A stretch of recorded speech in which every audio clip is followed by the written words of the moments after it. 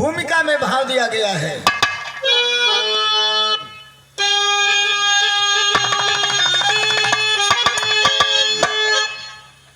के ढालुआ तल पे दरिया का जल बह चलम,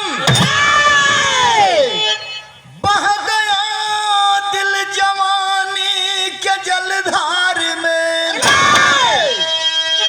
हुस्न माटी के मजनू को घायल किया, होकर बेताब मन रम गया प्यार में।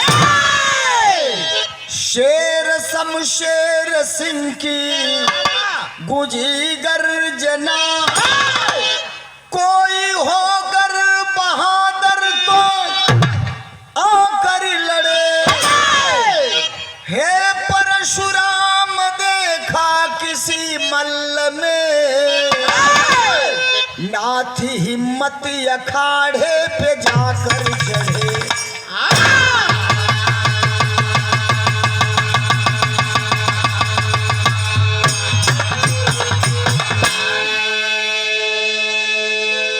शेर शमशेर सिंह की गूंजी गर्जना, कोई होकर बहादुर तो आकर लड़े।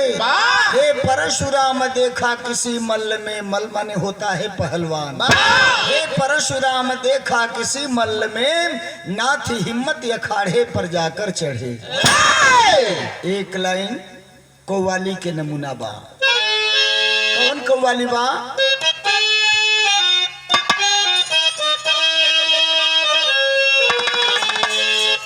वाराणसी का मशहूर कव्वाल चांद पुतली का ही कव्वाली है।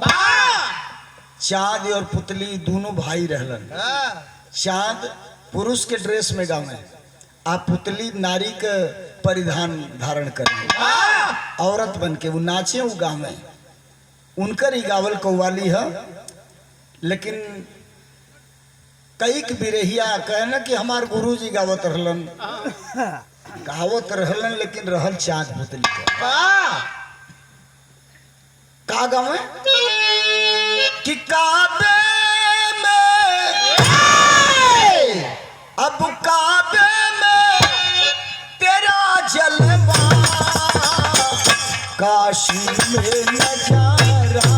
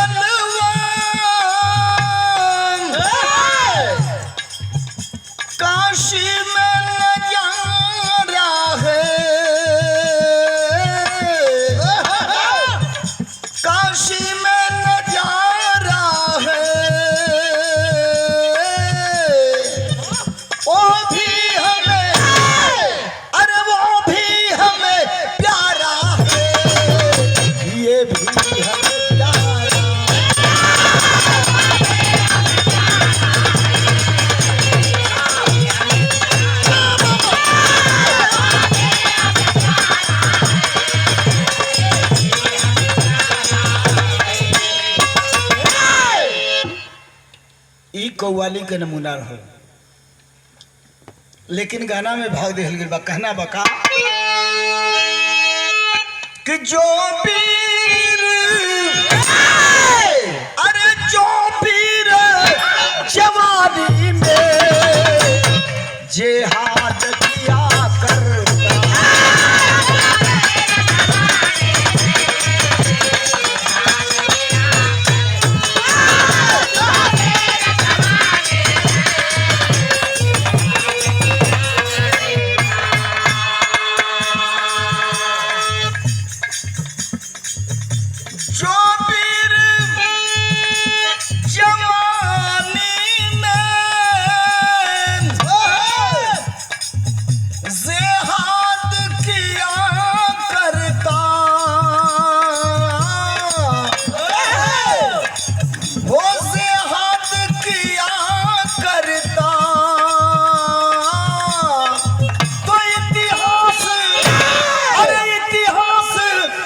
शादी का आज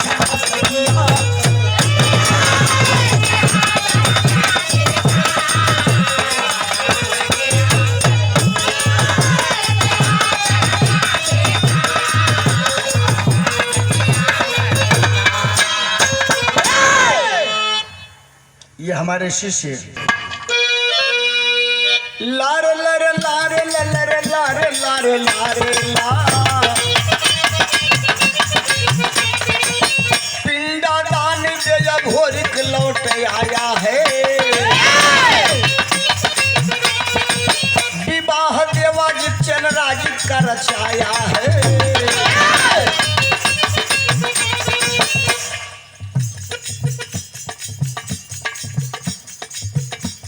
दुनिया में लोरिक पहलवान नहीं रहे। पिंडादान दे करके पिंडादान देने के लिए अब होरिक चला है। काशी होते हुए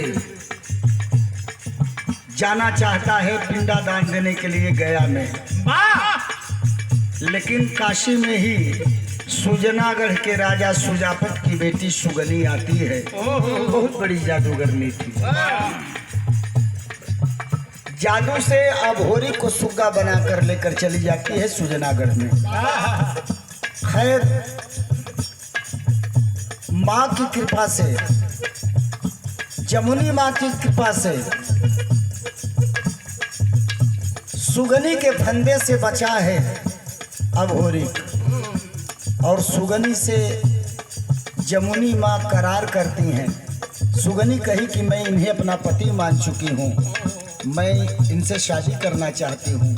जमुनी कही ठीक है, वादा करती हूँ, बेटा अब होरिक पिंड दान दे करके आएगा तो मैं तुमसे शादी करा दूंगी। बाबूजी अब होरिक पिंडा दान दे करके लौटा। रास्ते में ननिहाल करने के लिए गया है, और ये कहानी थोड़ी अलग से है। संक्षिप्त में ही जान लें कि ननिहाल से ही अपने भाई देवाजित और चंद्राजित, चनमा से चंद्राजित और सतिया से देवाजित, दोनों भाई के शादी अब होरी करौलन। दोनों जनी के दुल्हन का विदाई करा के लेके पहुंचलन गढ़गौरा में। भयल का ये सब लौट आया है, विवाह देवाजित चंद्राजित का कराया है। वीर बुहा की धरा पर आकर विचार किया, मातु जमुनी ने शादी के लिए करार किया। बहाना लाडला शिकार का बनाया है, विपिन की ओर स्वयं घोड़े को बढ़ाया है। प्यास तलवार की शिकार कर बुझाना है, प्यास तलवार की शिकार कर बुझाना है। अरे इसी तरह से वो हरदी हुआ रवाना है।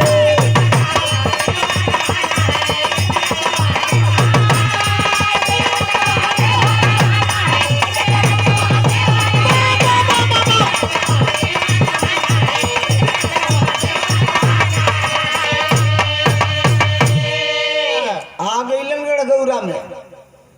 अब होरिक सोचत पड़न कि दुई भाई इनका बियाह तो हो गई। देखा लड़िकन का बात, लड़का ऊपरे के मन से ना नुकुर करेला, भीतर मन में होला कि बियाह हो जाए, लेकिन कहे तो कैसे कहे। अब होरिक मन ही मन सोचत हुवन कि भाईन के बियाह हो गई, हमरो बियाह हो जात, लेकिन कहे तो कैसे कहे। अचानक बात याद पड़ गई कि अरे सुजनागढ़ में राजा सुजापत के बेटी सुगनी से माई जमुनी वादा के ले रहे कि पिंडा दान दे के अब होरिक जब अहन अपने बाबूजी का तो हम बियाह करे दे। हो सकेला माई जमुनी भुला गई हो बात, तो हम काहे न चल चली ननेउरा। हरदी में माई जमुनी से भेंट हुई, सामने पड़ब, बात याद पड़ गई, हमरो काम हो जाई, कहूँ के ना पड़ी। घरे से बहाना कैलन अभोरी कि जात हई हम शिकार करे। शिकार का बहाना कह के घोड़ा पर बैठलन, लेहलन तलवार हाथ में, चल देहलन। बढ़त बढ़त बढ़त बढ़त बियाबान जंगल में पहुंचलन। आ जब बियाबान जंगल में पहुंचलन तो एक लाइन गीत लग गई। कौनो दुल्हन का दुल्हा बनारस में नौकरी करत रहलन, छुट्टी आइल बनन घरे। छुट्टी बिता के जब फिर ड्यूटी जाए लगलन तो दुल्हन कलश के दवा पारी छुट्टी अइहा ते एगो चिज्जू लेते अइहा। चिज्जू कलश की हाँ कल कौन चिज्जू? तो दुल्हन फरमाइश के ले रहल कि अरे हमके पान बनारस, हमके पान बनारस, हमके पान बनारस वाला ले रहा हो छुट्टी से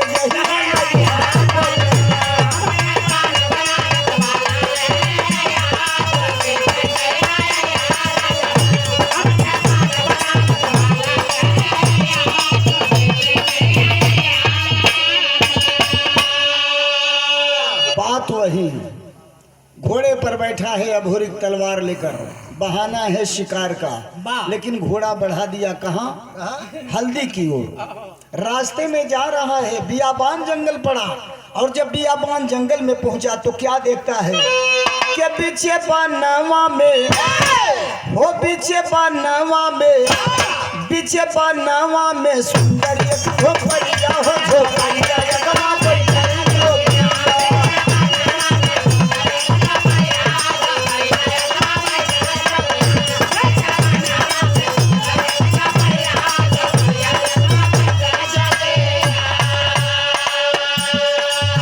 सुनसान जंगल में एक झोपड़ी दिखाई पड़ी।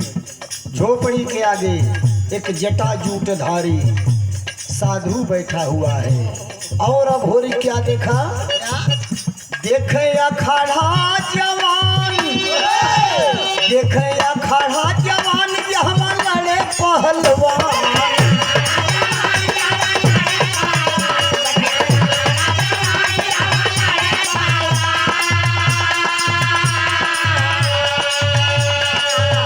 देखे अखाड़ा जवान, यहाँ लड़े पहलवान। यगमा बैठे योगिया, यगमा बैठे योगिया, नाहर घोड़ा रोक, नाहर घोड़ा रोक, नाहर घोड़ा रोक, धैर्य तलवारिया हो छोकरिया, यगमा बैठे योगिया।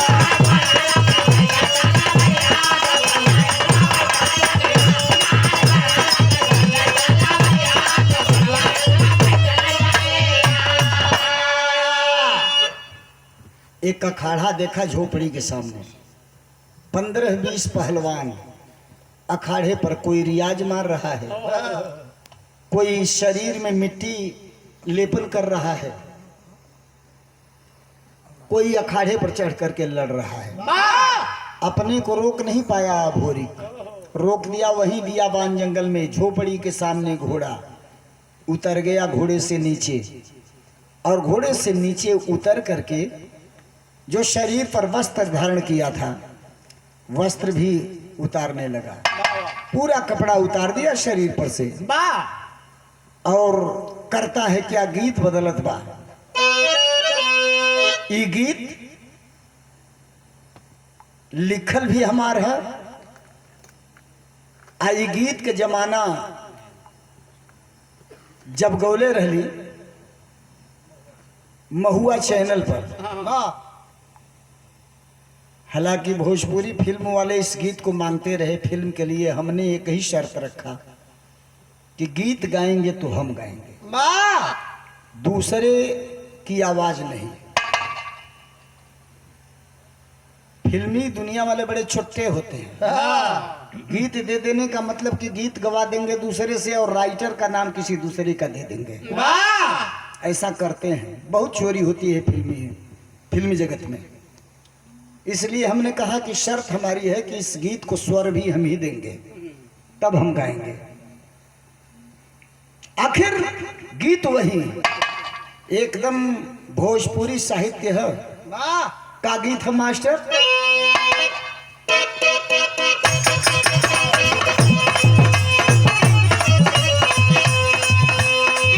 अरे चंचल चिरई कठफोरनी के, चंचल चिरई कठफोरनी के जैसन चोंच गड़ावे मोरा दिल में, मोरा दिल में, मोरा दिल में हो, मोरा दिल में, मोरा दिल में हो, मोरा दिल में हो, मोरा दिल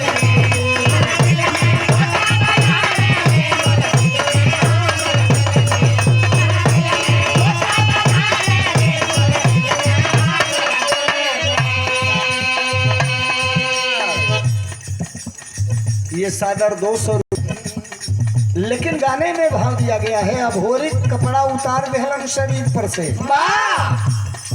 अब कैलन हका वो जंगल में, अरे कस के लंगोटा और जंघिया जवनवा, कस के लंगोटा और जंघिया जवनवा, झटपट भइले तैयार बबुआ, मारे लागल, मारे लागल, मारे लागल हो, मारे लागल, मारे लागल रिया हो,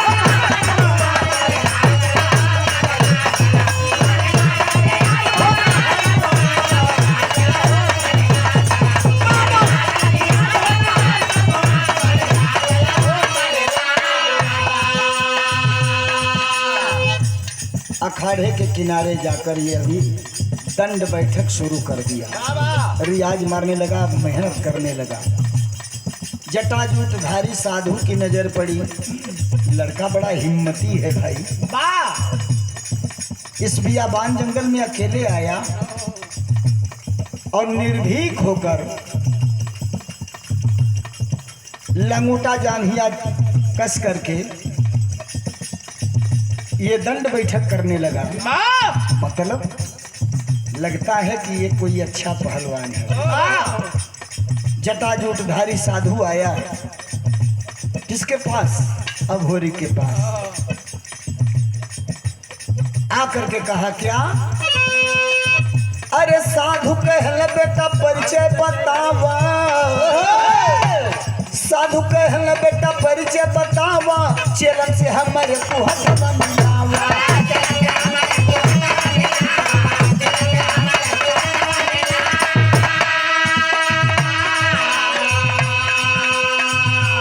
तेरा परिचय क्या है बेटा?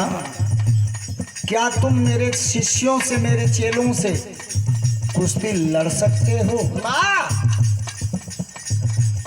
अघोरी कहा, क्या जवाब दिया? साधु कहल बेटा परिचय बतावा, अरे चेलन से हमारे तू हथवा मिलावा। अरे कहला अघोरी हम बनवा मरियली,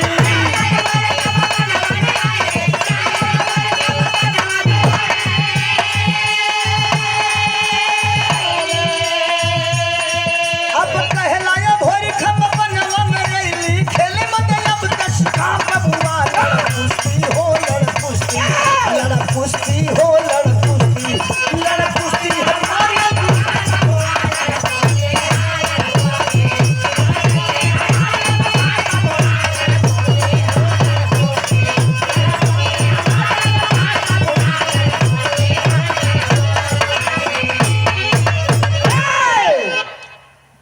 कहना कि हम तो आयल रहनी शिकार करे जंगल में,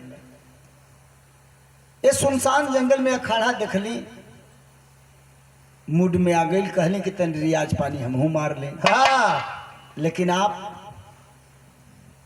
पहला सवाल कैल कि परिचय का बा, दूसरा सवाल कैल कि का हमरे चेलन से तू लड़ सकेला बा, तो दूसरे सवाल का जवाब पहले दे, आप पहला सवाल का जवाब बाद में दे। कुश्ती लड़ब, जितना आपका शिष्य हो हर शिष्यन से हम कुश्ती लड़ब, लेकिन शर्त बा कि कुश्ती मार पछार को हुई, निश्चित समय ना रही, सीमित समय ना रही।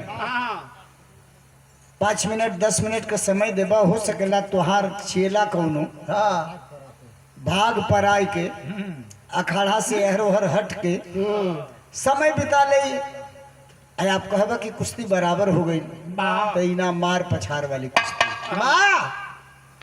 मंजूर बा। वह साधु बोल पड़ा मंजूर है, एक एक कर 10 मल्लों को। अब होरी कहा तो ठीक है मैं तैयार हूँ। लंगूटा जंघिया कसलही रहना अखाड़ा पर चल गिलन। आवा लोगन एक एक कर 10 मल्लों को पानी बीर पिलाया है। अरे लोरिक का हूँ सुवनी अब होरिक परिचय वह बतलाया है।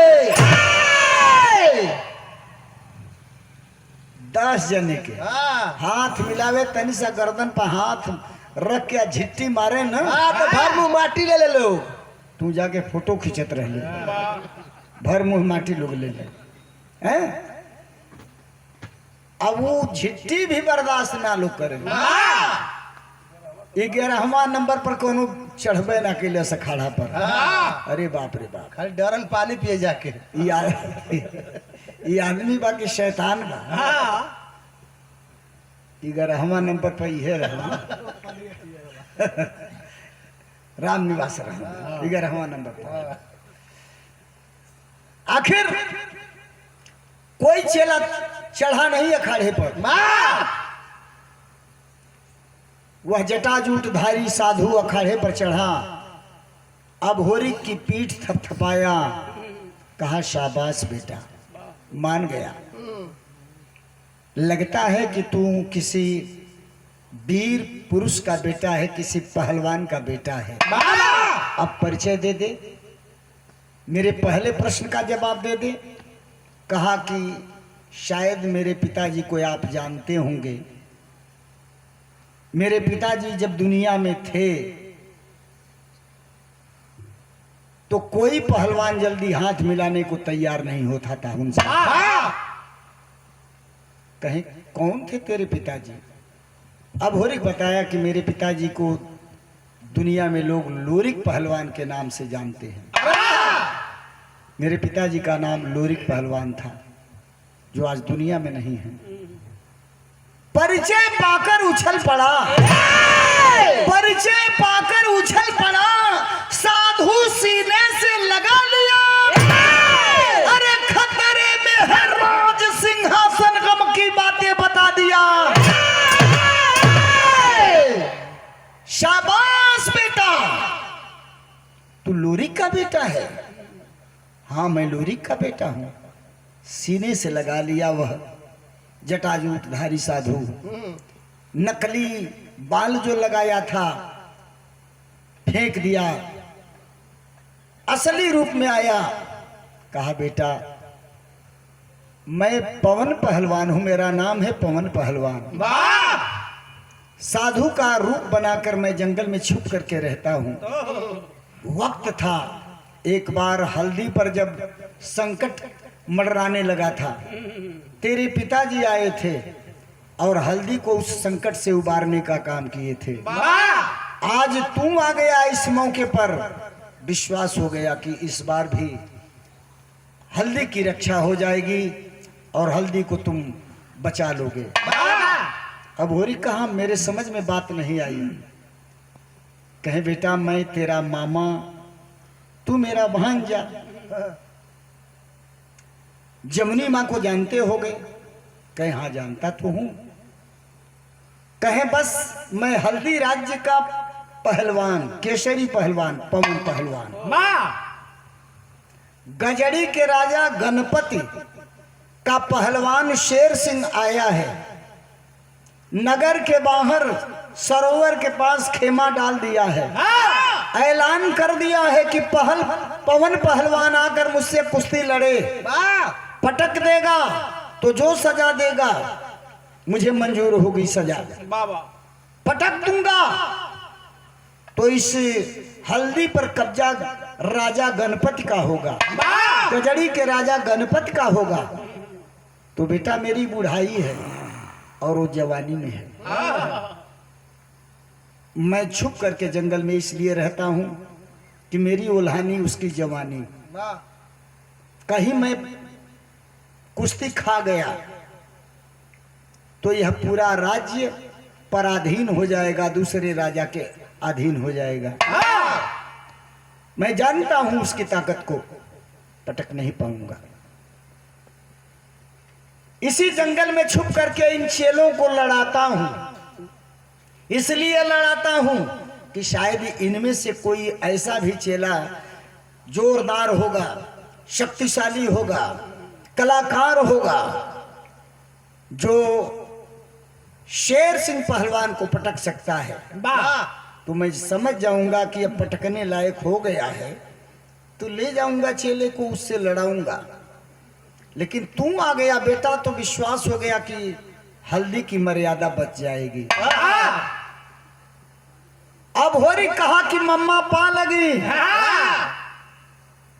चिंता मत करो, जैसे बाबूजी रक्षा कैले रहलन हल्दी का, वैसे हम रक्षा करब। आखिर खून तो उन्हीं का है। ए बाबूजी कपड़ा पहन लिया, घोड़े पर बैठ गया, ले लिया तलवार और कहा कि मम्मा मैं जा रहा हूं, आप रहिए यही जंगल में, मैं चला। तेरी के भाव लगत बा।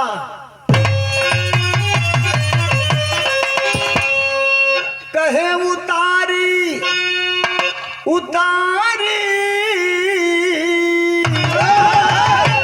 उतारी कैसे पानी पपिया, अरे तेगा लिया हाथ में, तेगा लिया हाथ घोड़े पर किया सवारी, अरे सवारी, अरे सवारी, अरे सवारी।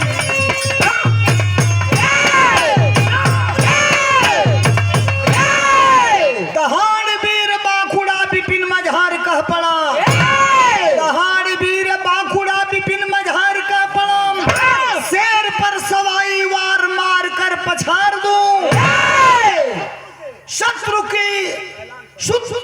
के ऐलान शान तोड़कर गुमान को, फर्क होगा खून में छाती न अगर फाड़ दूं। जा रहा हूं, बैठा घोड़े पर चल दिया हल्दी नगर की ओर, जहां किले में उदास बैठी है जमुनी। यही सोच रही थी काश मेरे देवता मेरे पति आज दुनिया में होते तो इस ऐलान को बर्दाश्त नहीं करते, जरूर आकर एक बार रक्षा किए थे, इस बार भी रक्षा कर लेते। प्रभु अब हल्दी की रक्षा कैसे होगी? तब तक से पहुंच जाता है अभोरिक। घोड़े से नीचे उतरा, गया जमुनी माँ के पास, चेहरे पर उदासी देखा, चरण स्पर्श किया, पैर छूकर प्रणाम किया और प्रणाम करने के बाद जमुनी माँ से बोला अभोरी, क्या बोला? गीत बा आई कंपोज गीत बा हमार, दू ठे गीत के लय का अंदाज जोड़ के ऐठे नया गीत का अंदाज जौन बा हम तैयार कैले हैं। टी सीरीज से ई कंपोज गीत का आवाज, कंपोज गीत के लय में हमरे आवाज में अच्छा गीता त्यागी और हमरे आवाज में गीत आई रहल, जौना कैसेट ऑडियो कैसेट के जमाना रहल, जीवा करे धक धक धक। तो का गौले रहली?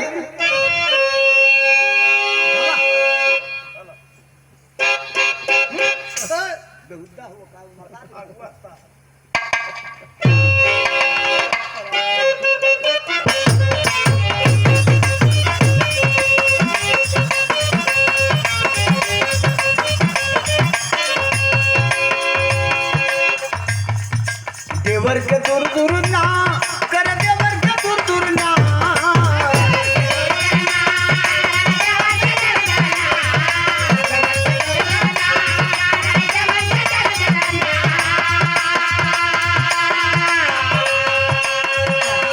अरे देवर के दूर दूर ना कर, देवर के दूर दूर ना, गवना कर रात दुख जाई रे, कर देवर के दूर दूर।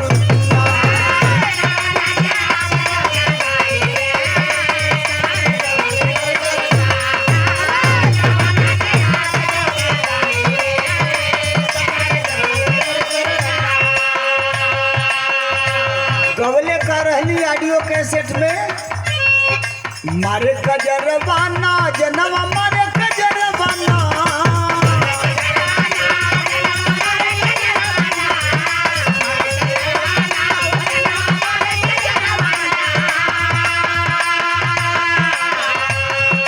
मारे कजरवाना जनवा मारे कजरवाना गोरिया चल लिया ठिलाई रे जनवा मारे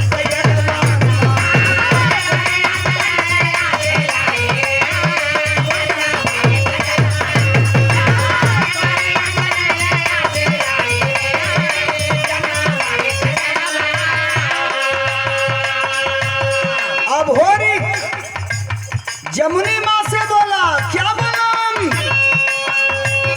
अरे मन कहनवाना माई मन कहनवाना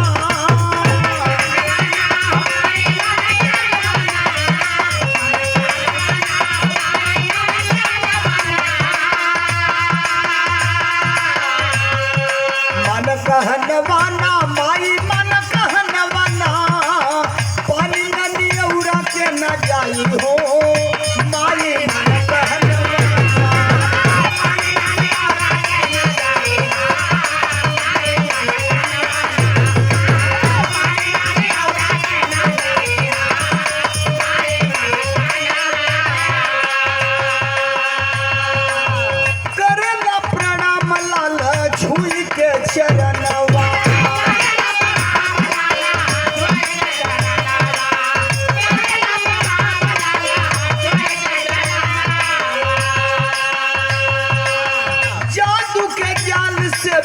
चवलू पर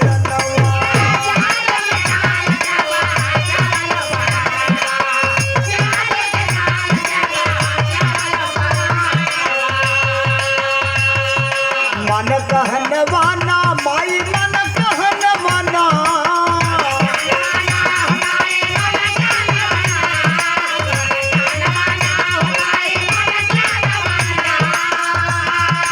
मन कहनवाना माई मन कहनवाना बैर कैसे अखिया दिखाई हो माई मन कहनवाना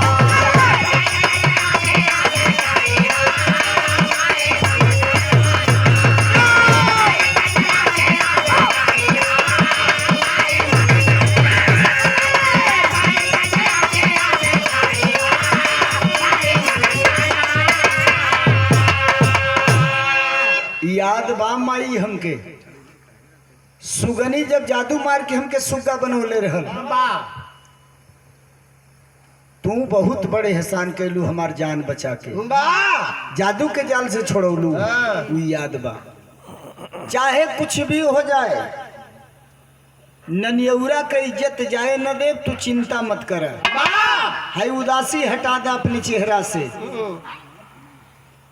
सीने से लगा लेती है माँ बेटे अभोरी को धन्य हुआ लाल बड़ा मौका से आगे ला बेटा विश्वास हो गई जैसे तुहार बाबूजी इज्जत रख ले रहलन तू हम इज्जत रखबा बाबूजी अभोरी कहलन कि माई एगो काम करा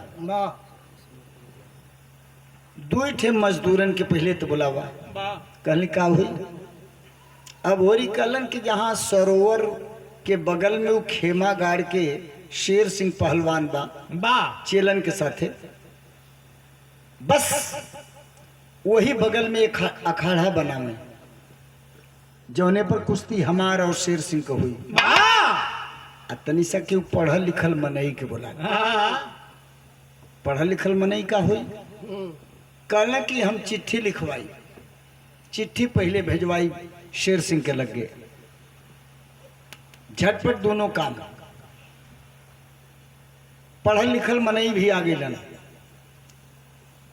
मजदूर जाके अखाड़ा बनावे लगलन मनई आके बैठल ना बोला भैया का लिखवावल चाहत हुआ कहना कि जवन बोलब जैसे बोलब वही तरह चिट्ठी लिखी है बोलत हुवन ऊ जौन बाटे मनई लिखत बा चिट्ठी भेजे गई कहाँ खेमा में शेर सिंह के पास शेर सिंह जब चिट्ठी पौलस पढ़लस तो बड़ा व्यंगात्मक लहजा में चिट्ठी लिखवले रहलन अभोरी। व्यंगात्मक लहजा में का लिखवले रहलन? ये गीत हमार स्वरचित कंपोज गीत है।